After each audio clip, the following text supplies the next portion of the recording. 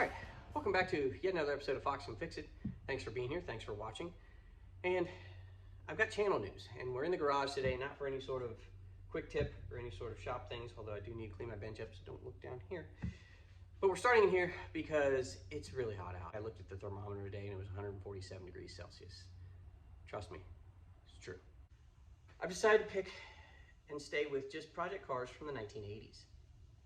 Lots of reasons for that, okay? A, I grew up in the 80s and 90s. 80s is when I first start noticing cars and things like that. So, cars from my childhood. If you're my age or if you're around that age, cars from your childhood are what you tend to start to gravitate towards when you look at things. B, it is right after the Malaise era. The Malaise era was, what are we going to do with all these V8s? Man, that's ugly. These drugs are great. Go ahead and send it. Okay, we're done with that. Okay, 80s is the beginning of computers.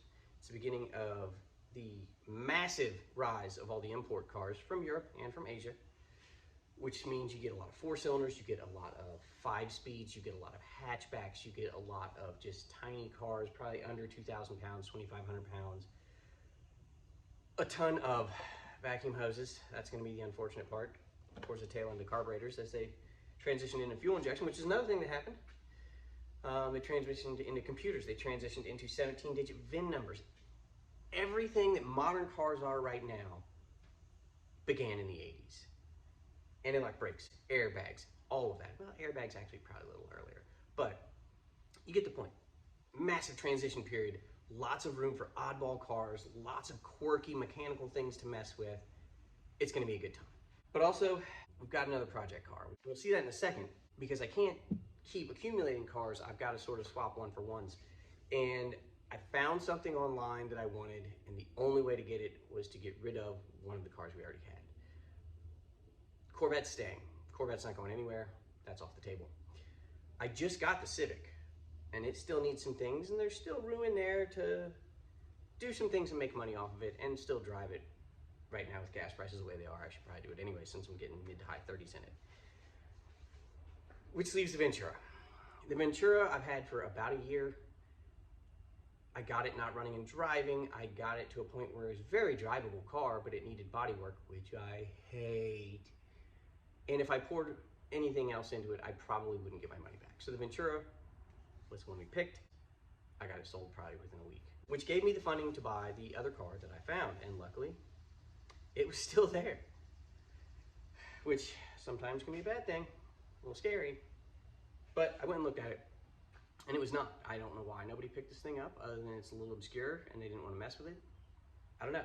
Either way, here's what we picked up, and we'll talk about it after you watch it.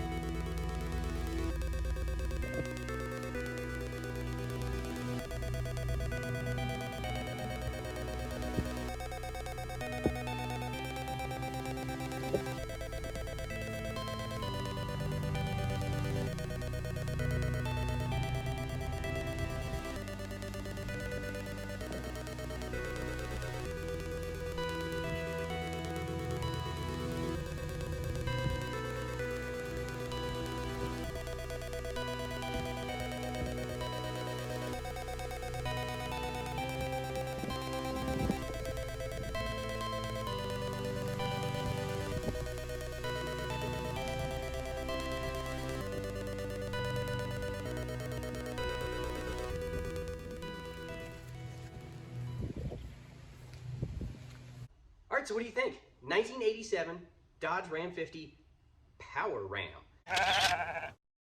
Power Ram simply means it was four-wheel drive. Ram 50 with no power ram means two-wheel drive. It is an automatic, which is cool, and it's overdrive, and it is a massive overdrive.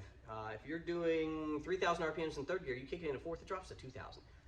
That's a lot. I'm not sure what that ratio is, but that's probably like somewhere around 6.8 or 7, 0.68, 0.7 instead of 1-to-1. It's a pretty good overdrive. It is four-wheel drive, shift on the floor, which is really cool. It's got automatic hubs. You don't have to get out to do anything, and those wheels are chrome, which is pretty cool. It was the sport model, so it is that two-tone paint scheme with some laser graphics, which I really love. 80s were also the best time for laser graphics. Vinyl paint didn't matter. 80s were the best. Blue on blue interior as opposed to burgundy interior, which came around on everything in the 80s. It's just like they soaked everything in Merlot. This one's blue. It's a nice change of pace. Only thing wrong with the interior is that driver's side, as you can see in the video, the vinyl piece has cracked and blown out. But we can fix that, or at least attempt to fix it, make it look a little bit better. 73,000 original miles. Not kilometers, I mean it's miles. It's not super crazy, but 73,000, that's unbelievable. It is still carbureted, but the original Mikuni carburetor and 5,000 vacuum hose has already been removed. Somebody put a Weber on it and just didn't take all those hoses off. No AC, but yes to power steering. That's good, we'll take it.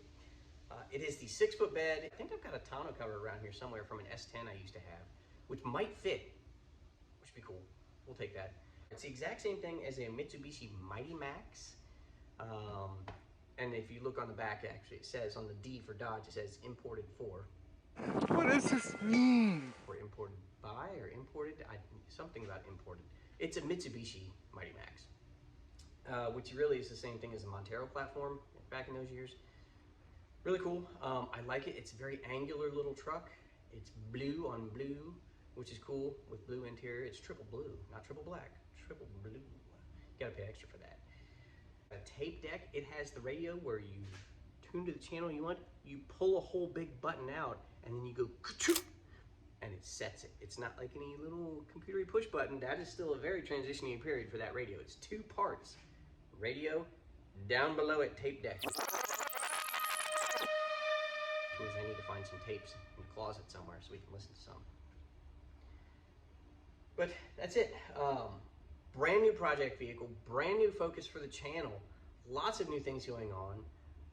I really hope everybody here sticks around to watch that. Invite your friends. Maybe you know people who like the 80s.